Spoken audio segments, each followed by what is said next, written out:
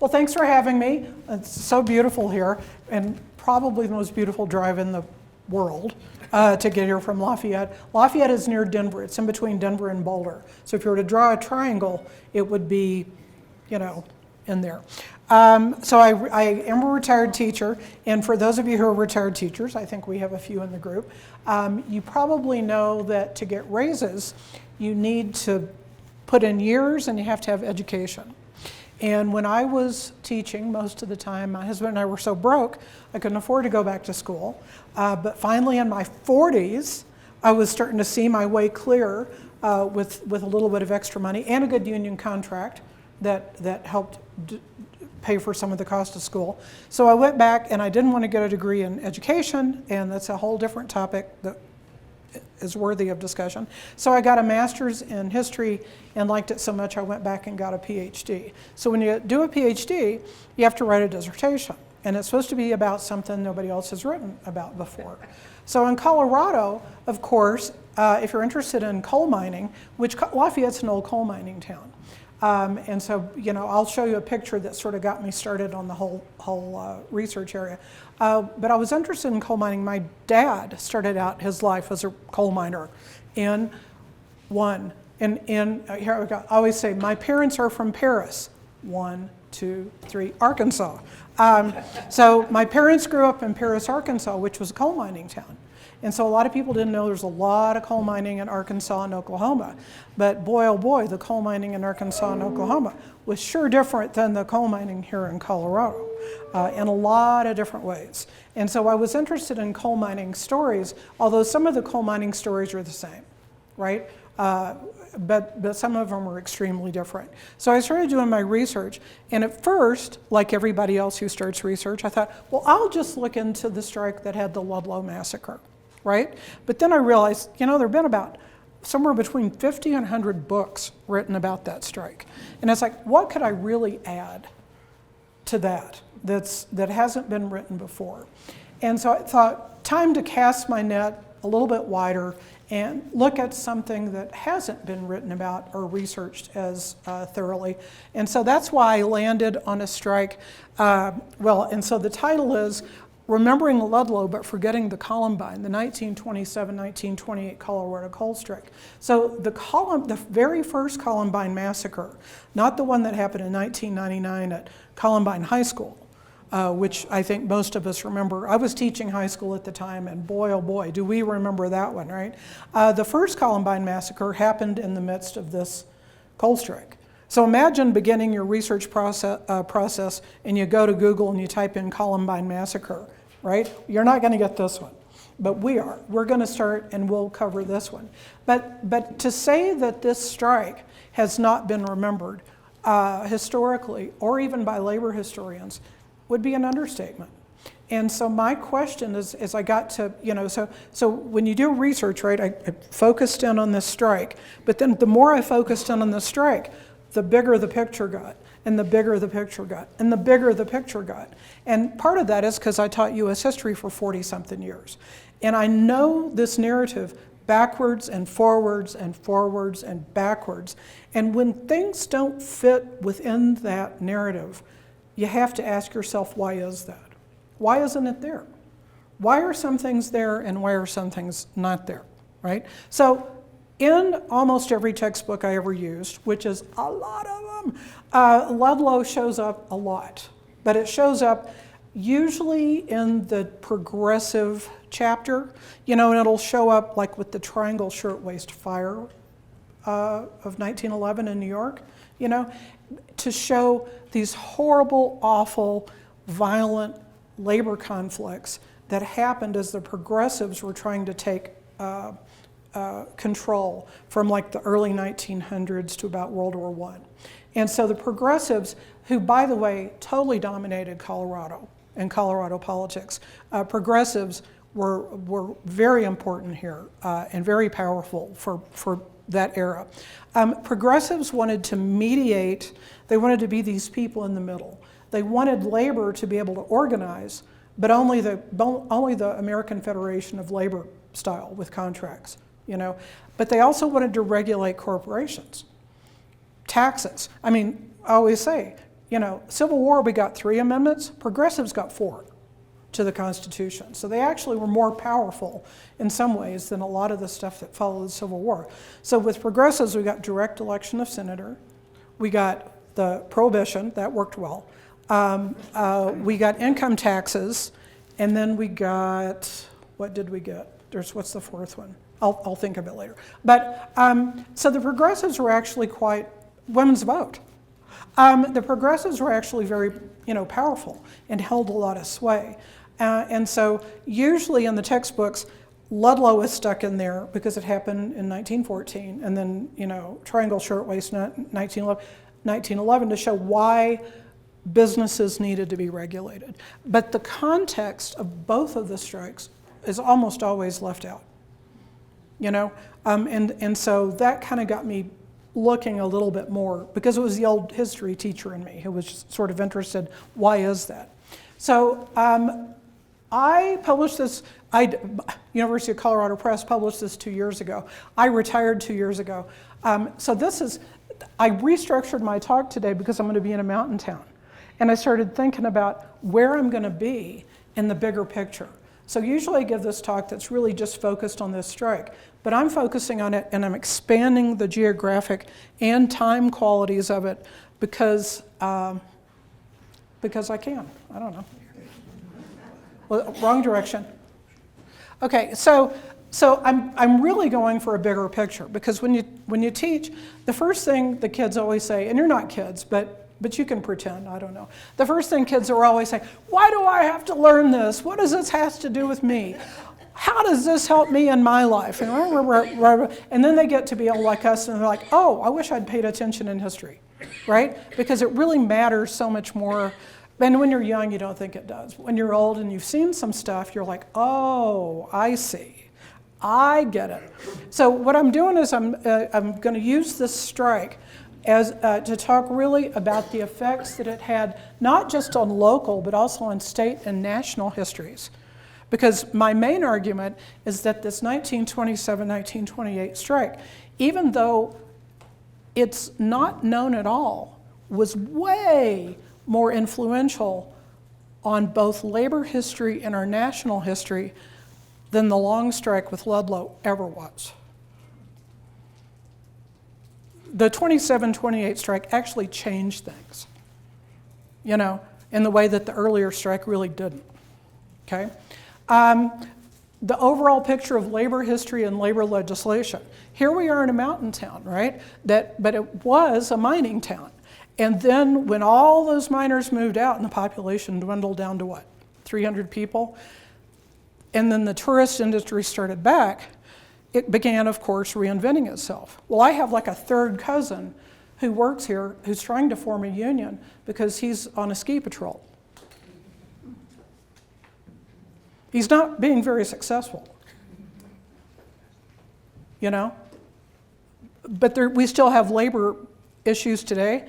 Almost all of our labor laws were formed in the 1930s during the New Deal, and this strike had a direct impact on those laws and why we can or cannot form the kinds of unions that we can still, and why they're still being attacked, okay?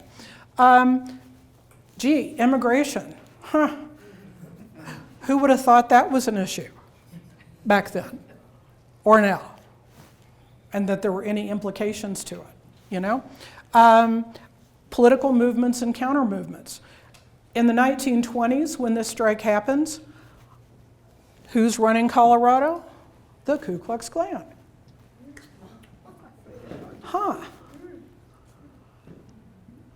And who helps organize to end most migration to the United States in 1924? The Ku Klux Klan and their supporters. And that stays in place until, are we ready for it? 1965. So kind of a big impact. And historiography, which is just a fancy word for how history is made. When I used to teach, and even still, I always did National History Day. It's a big contest, kind of like Science Fair, only you do history projects. And I always thought it was the most important thing I did in the classroom because it made every kid an historian. And the kids had to understand sources, and primary sources and secondary sources, and how sources come together to create a narrative. And I always used to tell my kids, you're not doing real research until your sources disagree with each other. And they're like, whoa. And they said, which one do I believe? And I said, welcome to history. Right? So it's all about sources and source analysis. Lord knows we need that today. I've been so shocked lately by all this Epstein stuff. I'm like, really? Is this really a thing? Is this really what people are? And it's like, I guess it is, you know? I guess it really is a real thing. They needed to be my students, or they wouldn't have been obsessed. Anyway, just saying. Okay, so public memory and forgetting. Why do historians remember Ludlow? And why do they forget the Columbine? Why are some things privileged in textbooks and other things omitted? Okay, so how do we do history, and then how does that big narrative get written? Okay, so those are all really big questions. I changed this up for you guys because we're in this mountain community. A lot of this story begins with the Western Federation of Miners. How many of y'all know anything at all about the Western Federation of Miners? Oh, okay, here we go. So the Western Federation of Miners was a union that formed in 1893, about the same time as the United Mine Workers.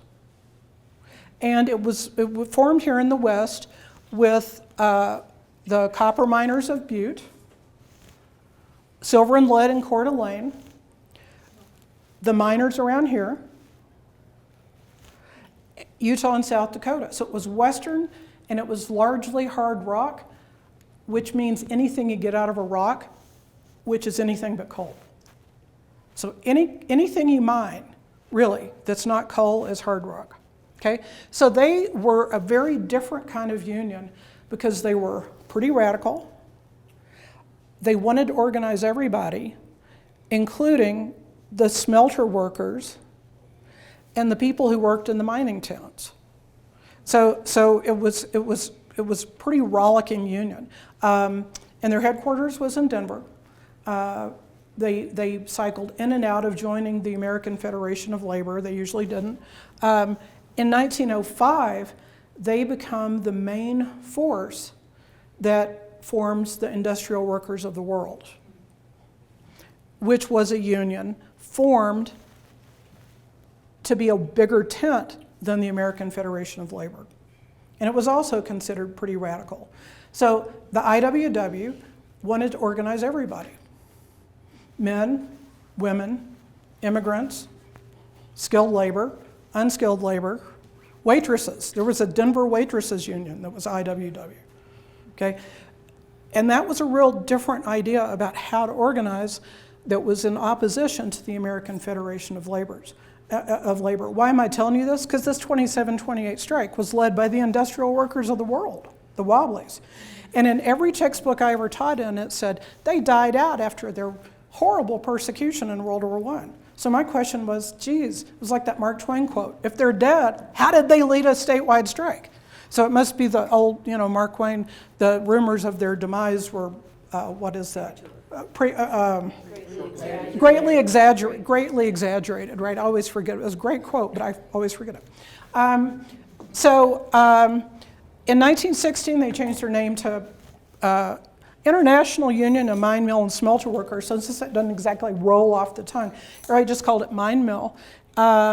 They helped form the CIO in 1935, but then they got expelled in 1950 when the CIO expelled all its communist associated unions during the Red Scare.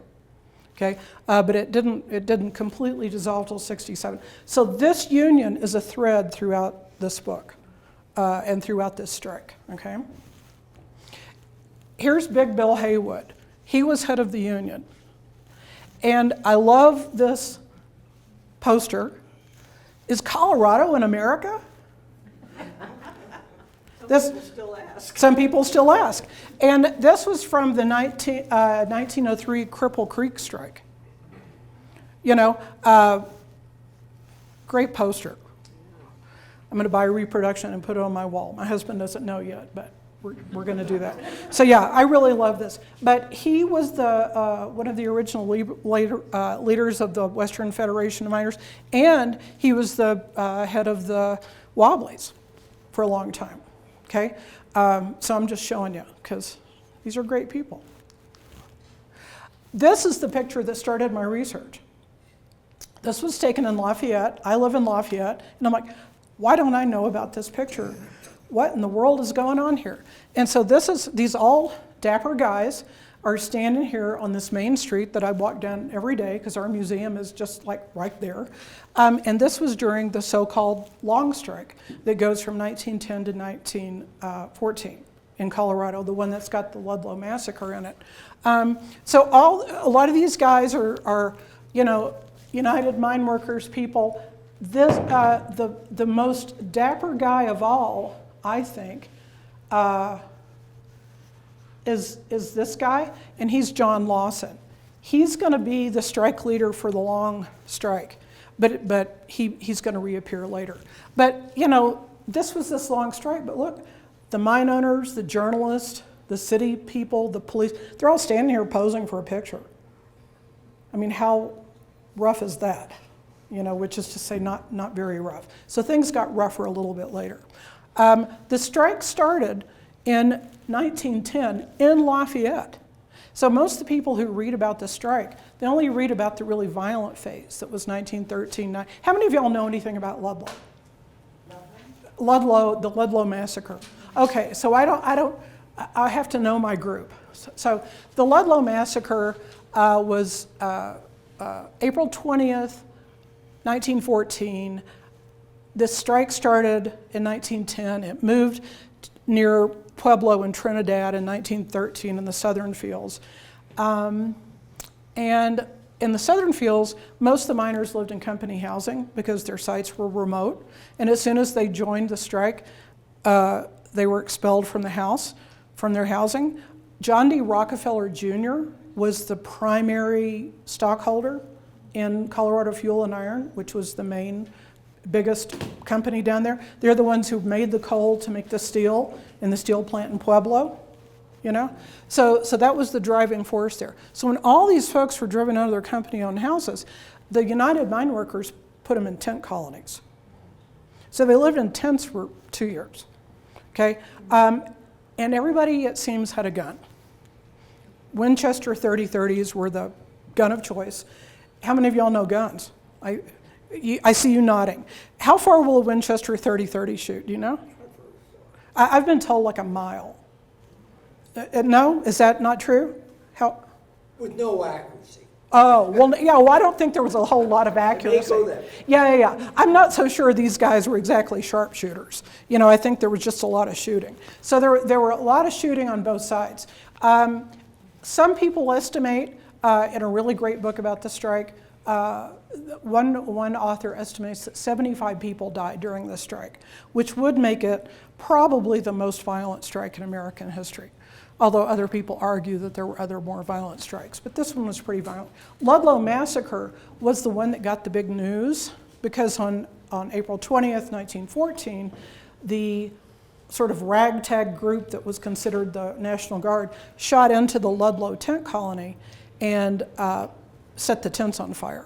And the next day, 2 women and 11 children were found dead, suffocated to death in one of the basements that had been dug beneath one of the tents.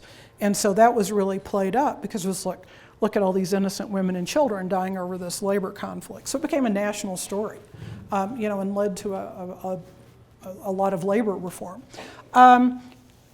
After this, but the main demand was to bring in the United Mine Workers to represent the coal miners, but they lost the strike. So in December, the strike ended, and the United Mine Workers lost, and they pretty much took their marbles and went home.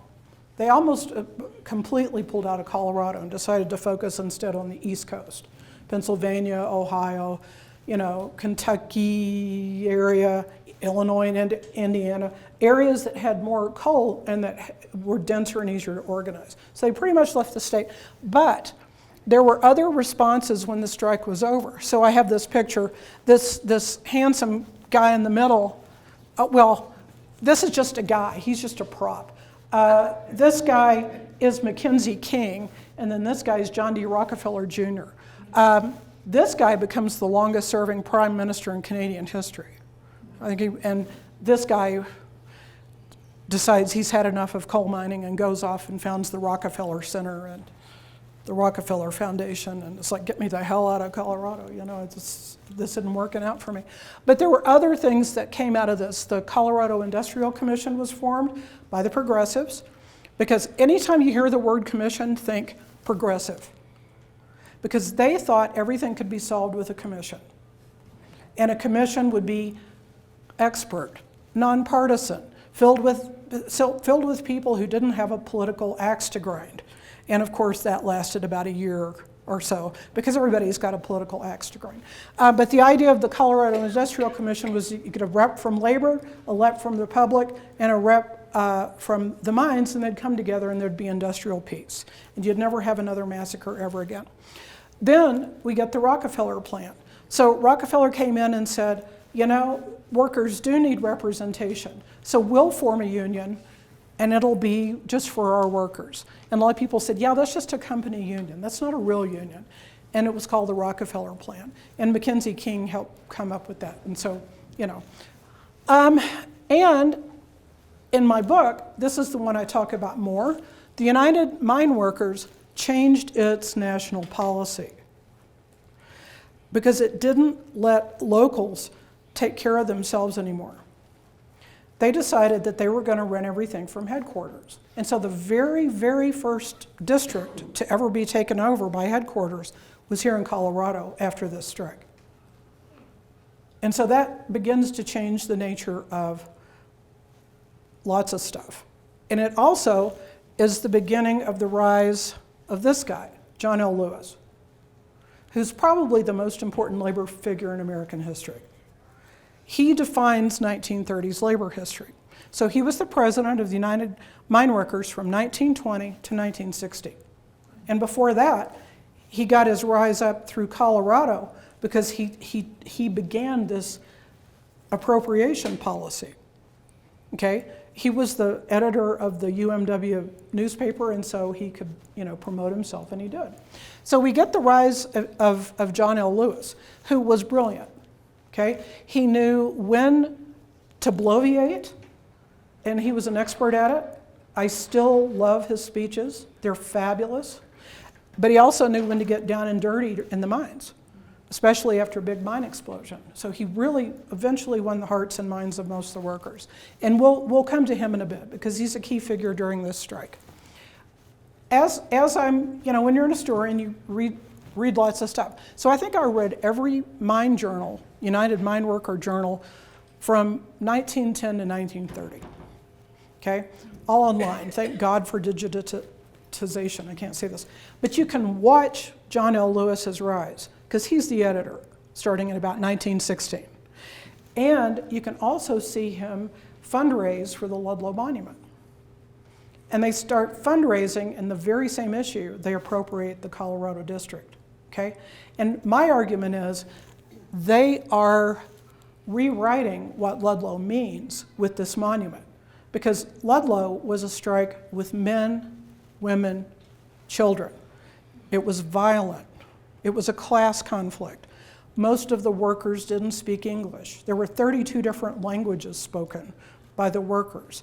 Most of these workers had come over in this influx between the late 1800s and the early 1900s. Remember what else is going on in 1914? World War I, right? So there's this big conflict, and it's seen as this big conflict, as this big class conflict. But by 1918, he's fundraised and created this statue, which is still there. You should check it out. It's on the way down to Santa Fe. And it's got this handsome working class guy. I wish this showed up as a better picture, just wearing regular street clothes. You can't see it, which is a shame, but this woman is dressed in like classical garb with her shapely leg, hovering over a child. Well, that's not what happened. The women and children at Ludlow were charged during the strike with throwing rocks at the strike breakers who were trying to get off the train there. That was their job, while the men were off shooting their Winchester 30-30s with no accuracy, you know. So it was already beginning to rewrite the strike. None of the original strike leaders were even invited to attend, which included John Lawson and Mother Jones. So it was all just, you know. So I'm skipping to the 1920s. The war ends, right?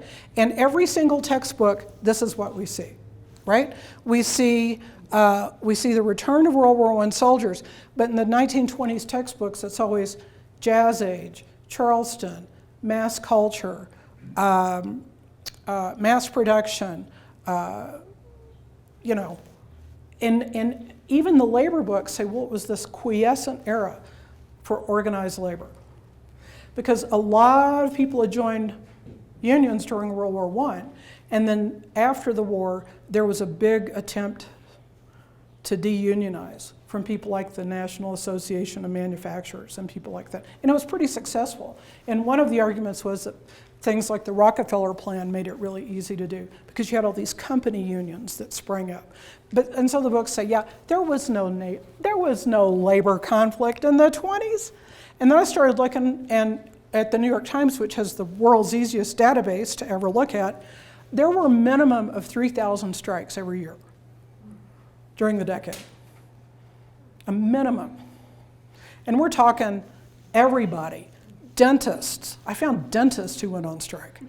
Box makers, truck drivers, waitresses, textile strikes, you name it. Strike, strike, strike, strike, strike. So my question is, how did this narrative arise that it was this quiescent era for organized labor? I still don't know. So I picked out one strike to try to just focus on that and try to figure out what happened. So the United Mine Workers gives up on Colorado. In fact, one of my favorite documents is John L. Lewis sends a guy here to see what's going on, and he sends him a letter and says, I can't even get people to show up for meetings. We might as well just forget it. There's no point in organizing here. So the industrial workers of the world send people to organize. You know, the one that the textbook said died after their intense persecution during World War I. But they sent some guys here and they started having some success. And the first peep you hear in the papers is in 1927, August of 1927, when these guys, Sacco and Vanzetti, are about to be executed. How many of y'all know who these guys were? Okay. So there were two Italian immigrants. They were anarchists. They were accused of murder for killing a paymaster in Massachusetts. And their trial during the 20s was the trial of the century. It wasn't just in the United States, it was worldwide. They were a worldwide symbol of anti-immigration hysteria. Sound familiar? Of anti-radical sentiment. Of all the presidents in the 1920s were Republican, all of them. And it was like the biggest anti-immigrant bill in United States history passed in 1924. So beginning to get echoes of where we might be today. So in August, there was a spontaneous 3-day walkout in the southern fields of Colorado to protest their upcoming execution, but it was really just a stress test in some ways by the industrial workers of the world to see if people would actually walk out. So they did. They walked out, and the IWA was like, yeah, okay, we're doing better than we thought. So then it gave them the gift of time. They moved their organizers up north near Lafayette, where I am, and had a pretty easy time organizing them. The difference here in the 20s, instead of the long strike, is now everybody's got a car, and you have roads, you know, so people can just drive up. Telephones. You know, so you have telephones, cars, roads, and so you don't have the same barriers that you had just 10, 15 years before. So just almost in no time, the northern field is also organized by the industrial workers of the world, and they vote to go out on strike, and they do, and they go out on strike the same day, October 18th. And it's the only time in Colorado history that all the coal miners in the state go out on strike at the same time. So some people say it's the most successful strike in state history, and I would agree. Okay? Because keep in mind, how many people do you think lived in Colorado in 1927? What's a guess? Come on, guess. 1 million. 1 million people. 10% of them worked in the coal mines. So 10% of your population walks out. And most people's homes and businesses are fueled by coal. So it's a big stinking deal.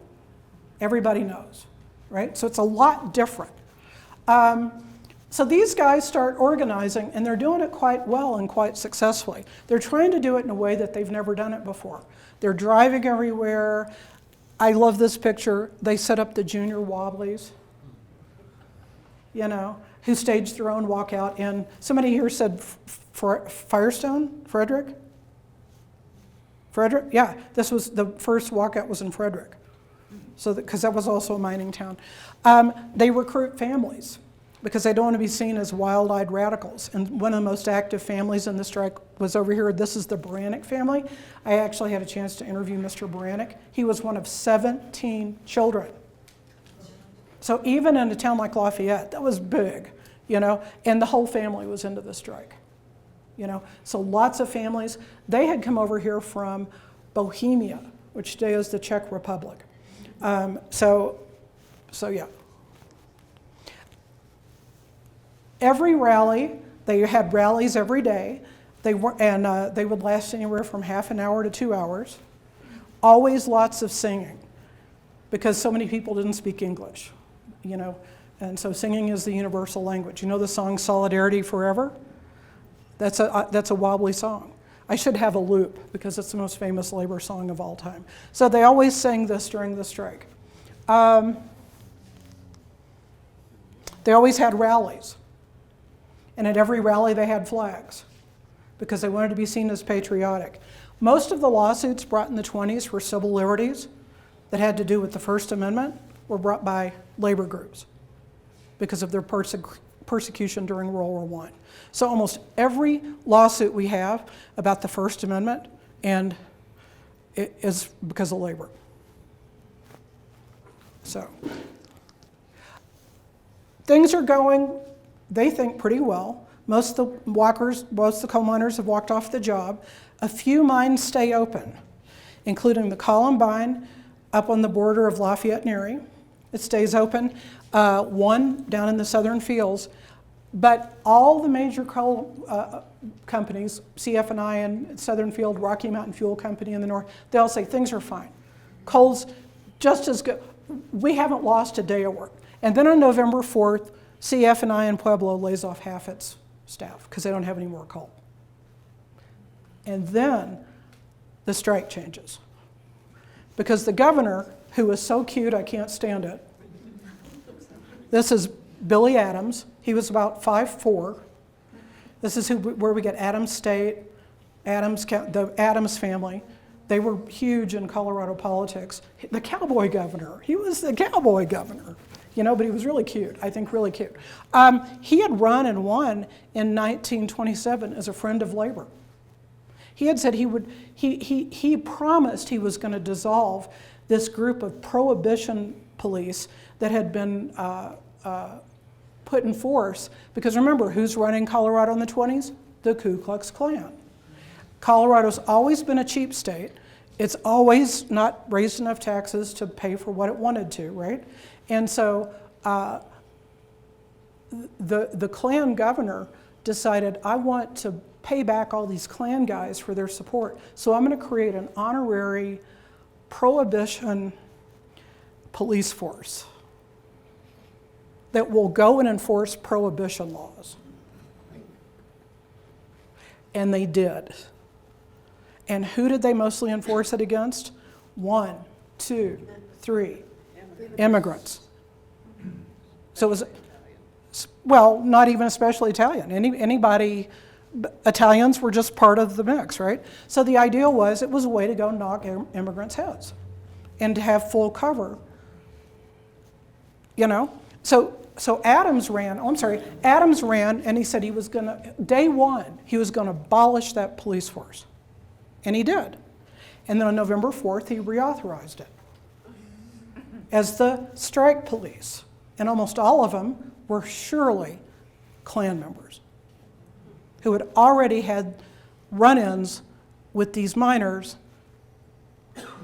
over alcohol issues.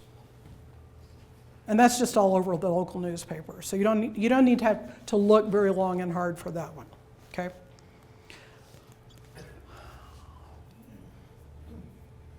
Well, protesters are still protesting. They still go to the Columbine.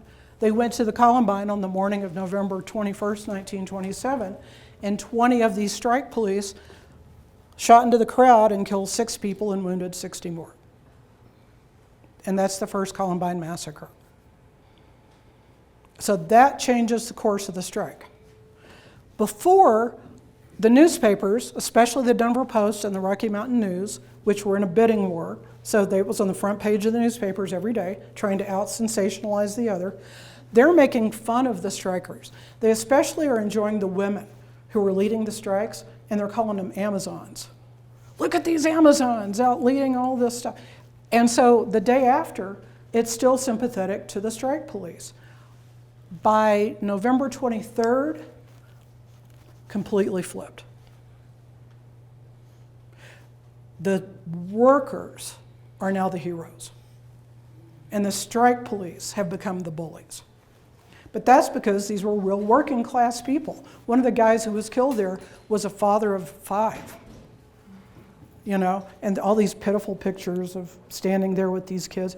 The guy carrying the flag was 19, and so the tables turned. And almost immediately, the Colorado Industrial Commission begins meeting, which hadn't been meeting because the governor said, strike? There's no strike. And the commission said, strike? There's no strike. We're not going to meet. There's no strike. Why did they say there was no strike? Because it was being led by the industrial workers of the world, which they said was not a bona fide labor union. So they refused to recognize them. So after the Columbine Massacre, things start changing pretty fast. Josephine Roach, and there's a picture of Josephine Roach, had inherited half of the company in 27 when her dad died. And she was a progressive woman, born in Nebraska, went to Vassar, got a master's from Columbia in a 10-person cohort that included Frances Perkins, so kind of a power group. Right? She comes back to Colorado, and she finally emerges as the face of the Rocky Mountain Fuel Company, whereas before she had let a lawyer buddy of hers run the company. Governor Adams declares martial law, so there's that. IWW moves into the southern coal fields for most of their activity because the north is locked down. Newspapers begin portraying strikers sympathetically, and finally you start getting hearings on the strike that are broadcast, not broadcast, but that are published in the papers every day. Here's a picture of a typical, this was taken in Walson, near Walson. This is what the parades, the so-called parades through the towns would look like. So during this time you have scabs, strike breakers, but the crowds would go through the town, always led by a flag, and they would go through singing right as people were getting ready to go to work, usually 4:35, 6 in the morning. And they were always singing Solidarity Forever as long as they could go. And of course the object was to keep these guys from going to work. And they had been really effective, so effective that the strike force had dwindled. So I wanted to show you a picture of this. But there were always parades, always songs, always meetings. When the commission was meeting, again, they started meeting in December, and they were still meeting in January. They were having a meeting down in January in Walsenburg. There was another parade, and the strike police shot into the crowd and killed 2 more people, including a 16-year-old boy who was just there to watch the parade, and a guy in the Wobbly building that they said had been shooting from the windows. The difference was, after this one, the DA down there held an inquest. Back then, that's what you did. Today we have grand juries, but back then the coroner held inquest. And he held an inquest, and for the first time in Colorado history, the jury determined that it was the state police's fault. So that was considered a real victory for organized labor, but nothing ever came of it. But it was still a pretty big deal, okay? The strike ends February 18th. This is the final speech of A.S. Embry, the main leader. They voted to call off the strike. And then, another question that drove my dissertation, if the Wobblies led the strike, why in September did Roach sign a contract with the United Mine Workers of America? Because the UMW had done nothing to help the strike except denounce it, okay? Roach and her allies get propelled into national politics. Her lawyer is elected, Edward Costigan's elected senator in 1930. She's going to become Assistant Secretary of the Treasury in the New Deal, second only to Frances Perkins. She helps write Social Security, kind of a big deal. She helps write all of the labor laws that get passed in the 1930s that still determine us today, including the 1938 Fair Labor Standards Act. 40-hour work week, finally eliminates child labor, finally sets wages, says that people can actually join unions. Guys, that's all we have today is that 1938 law. I'll give you two guesses which two rich guys have a suit in the courts right now to dissolve that law. The clock is ticking. Dun, dun, dun, dun, dun, dun, dun. Musk, one. The other, Bezos. Jeff Bezos and Elon Musk have filed suit to eliminate that law, which is essentially all that's left of labor law in this country. So, the industrial workers of the world decline accelerates. The United Mine Workers accelerates appeals. It changes its whole way of operating. But my argument is the reason this strike is so important is Josephine Roach and John L. Lewis unite in 1928 because she invites Lewis and the United Mine Workers in when they're at their lowest point. They're down to almost no members. They've just lost a strike. He's head of the union, but he can't get new members. And she invites him in. There's the question. Because she wants to be seen as a labor reformer. She thinks labor is good, but only on her terms. And John L. Lewis begins to think, oh, maybe that's the wave of the future. You don't deal with the workers, you deal with the owners and the politicians. So that changes the nature of how most labor folks begin to deal with labor issues. And I think the two of them form this alliance that is extremely powerful in the 1920s. And yes, we get these labor laws. They're better than nothing, but they're not what most of the workers wanted. They were compromises. And what was the compromise? Well, it was that or revolution. So I think we ended up pretty well.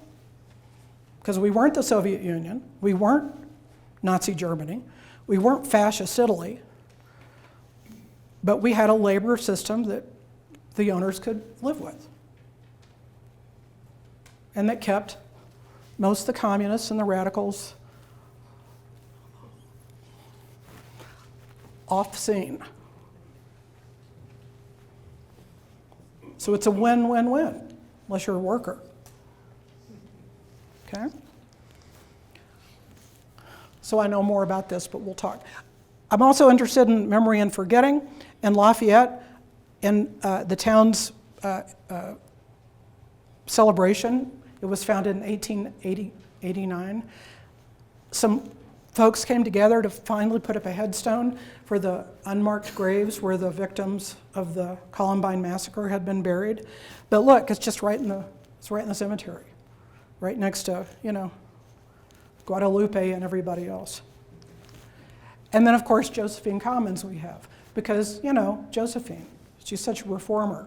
She's such a do-gooder. And she was a do-gooder, but she was sort of a do-gooder, After her stint in the federal government, she goes on, and she and John Lewis formed 2 of the 3 votes for the United Mine Workers Pension and Retirement Fund. And they voted together 100% of the time from 1945 to 1968, the year Lewis dies. So they controlled it. Okay? So the implications are huge. So if you're interested in more of it, Josephine Roche, of course, helped shape healthcare. I mean, that's kind of a big deal too, and union politics. So, and with that, I will finally shut up until I used to teach. Who has questions? I think they're going to mic you before you ask a question. My hearing aids broke, so I get it. I am totally sympathetic. I got to get new hearing aids. United Mine Workers, it seems to me they were in the East, right? Well, they were supposed to be everywhere, and they had been here in Colorado, and they had led the long strike here, and there were little cells of mine workers, but they were mostly not in Colorado after about World War I. Were they corrupt? Oh, yes. That's what I thought. Yes. Because you can see where United Mine Workers were in the East, that the death in the coal mines was a third of what it was down here, I guess. Well, they were corrupt, but they also got a lot of good stuff done. So it was good and bad, right? I mean, Lewis kept his power not by being a Boy Scout, but because he was so powerful, he did get a lot of safety measures passed. We finally get some safety measures passed. Today, most of the coal mines are not unionized, which is one reason why they're just not very safe, But so it was good and bad. The politics of the union, not great, but the accomplishments were pretty remarkable for worker safety. So, So the miners actually got a lot, but there was corruption involved. But somehow this system is much better than some of the other things you thought, like anarchy and. Well, the other system is not safe, and it was like nothing's perfect, right? Well, okay. So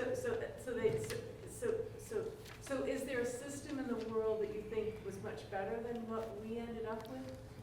No, they all suck. Okay. And do you think there's a future that's better? Of course, there's always a future that's better, but we just. More specific. Well, I'm always interested in unions and organized labor, right? But one of the, if we were in a labor class, you would, we got a labor guy right here. One of the things you learn is that, the industrial workers of the world, they weren't fans of labor contracts because they didn't think they were worth the paper they were written on. So their big thing was direct action. So if something went wrong, they would just walk off the job until it got fixed. Well, the mine workers were huge fans of contracts. And sometimes those contracts were chains because they really, so if those are your only 2 systems, they're not really great, right? But unions today the membership in unions today is actually lower. The percentage of union density is actually lower than it was in 1927. We have fewer people in unions today than we did in the supposed era when there was no union activity. So we've reached a new nadir, that's the word, right? A new low of union membership. But I've been members of unions before. I was in the teachers union, which I thought, thank God I was in the teachers union, because if it weren't for that, I would have had 1,000 kids a semester, and I wouldn't have had, the temperature in my classroom, honest to God, ranged one day from 60 to 90. Kind of not great learning conditions, And why was I able to protest? Well, because my union said I could have a safe workplace, right? So I think unions overall are better than not unions, right? But of course, Bezos and Musk don't like them.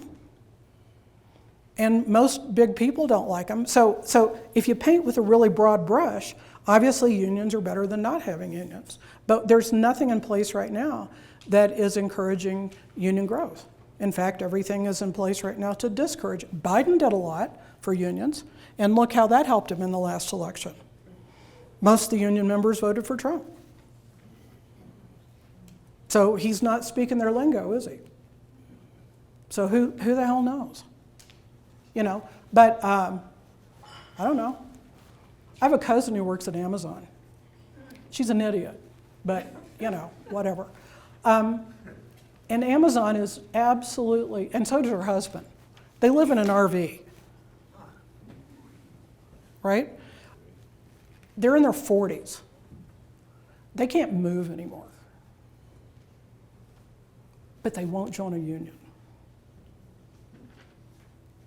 Because Jesus doesn't want them to.